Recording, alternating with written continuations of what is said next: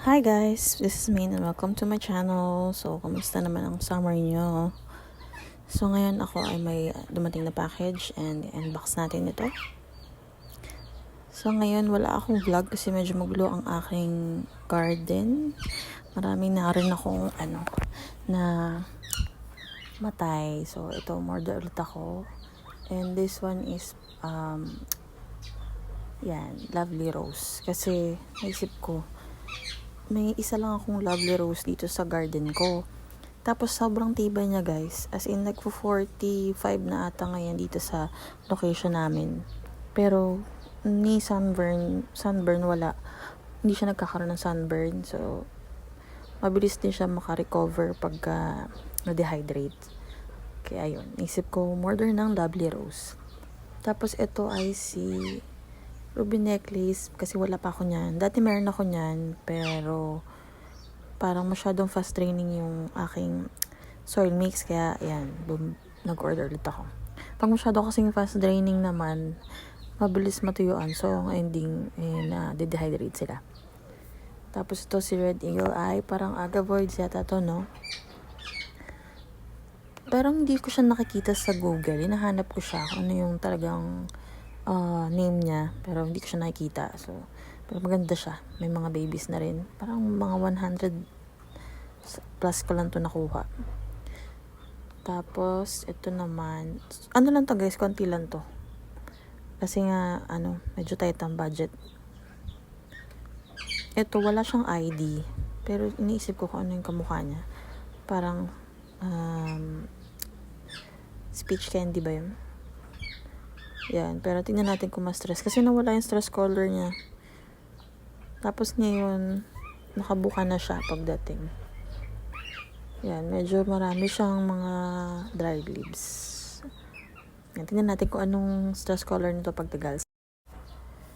Sa ngayon, yung garden ko parang simula na mawalan yung malakas na hangin dito sa lugar namin. Mas marami akong napansin ko, mas maraming namatay. Mga nag-rot, na sunburn. Yun, parang madami ngayon kaya medyo na-stress ako. Kaya parang hindi ako masyado tumatambay. Bukod sa mainit, na-stress ako kasi marami na sa sunburn. Tapos ito daw ay isang champagne. So wala siyang name kung anong pangalan niya, na basta champagne siya. So in-expect ko to matibay sa init. So pagdating niyan, ibilad ko na siya agad. Pati yung lovely rose guys, pwede nyo siya i-direct sa araw. Hindi siya nasa sunburn. Kaya lang, kung gusto nyo medyo hindi masyadong maging lush siya, medyo i-morning sun nyo na lang. Kasi pag masyadong direct sun, tapos whole day, papayat din siya, matitira yung pinaka-crown lang niya.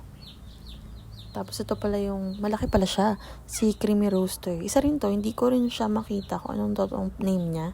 Kasi usually sa Google nag-check ako kung ano talagang name nila. Pero wala. Hindi, ang kamukha niya si Latte Rose ba yun? Pero wala yung Creamy Rose, wala akong ma-search. So baka alam niyo guys kung ano yung name niya talaga. Yan, malaki pala siya. Gulat ako. Mga to yata nabili ko? 200? Wala pa yata 200. Yan, ang laki niya. Tapos mature na yung stem, so baka i-cut ko kasi parang tinitignan ko dyan, may mga millibugs. Tapos yung may mga nagmamashi na leaves. So i-check ko yung stem niya. Baka mamaya habang nung ini-air dry kay seller, nagkaroon ng problema. May mga ganun kasi ako nakukuha.